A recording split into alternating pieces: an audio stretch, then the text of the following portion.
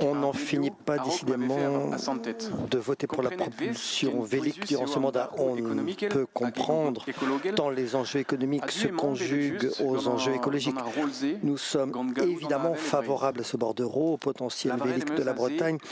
Ceci dit, je me permets d'indiquer les enjeux économiques en premier lieu, tant il est clair que les industriels sont en attente de la consolidation de cette filière. Ils investissent. Le bordereau signale d'ailleurs que l'étude de BDI estime qu'en 2021, la filière représentait 155 emplois et 28 millions d'euros de chiffre d'affaires en Bretagne, enfin en région Bretagne. La région Bretagne, donc, auquel il faut ajouter le même potentiel en Loire-Atlantique.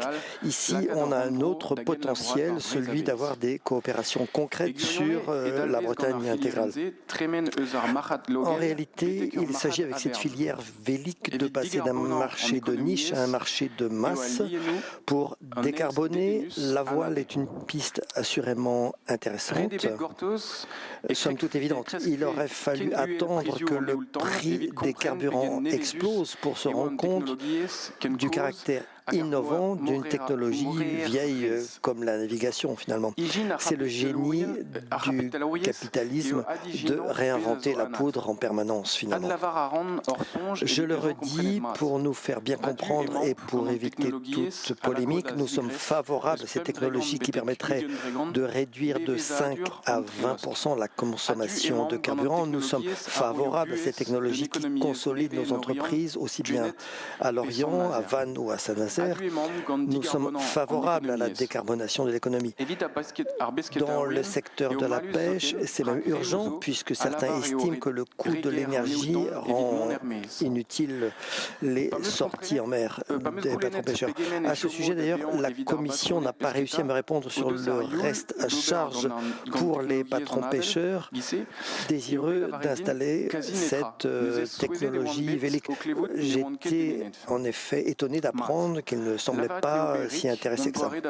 Cela dit, permettez-nous d'ajouter que les éléments de langage répétés à l'envi dans ce domaine ne doivent pas nous faire oublier les enjeux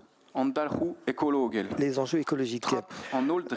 De même que le piège du tout électrique ne permet aucunement de mettre en cause le cœur du modèle consumériste, la neutralité carbone ne peut pas être l'alpha et l'oméga de nos politiques publiques, à moins bien sûr de considérer que le nucléaire et les pesticides sont vertueux.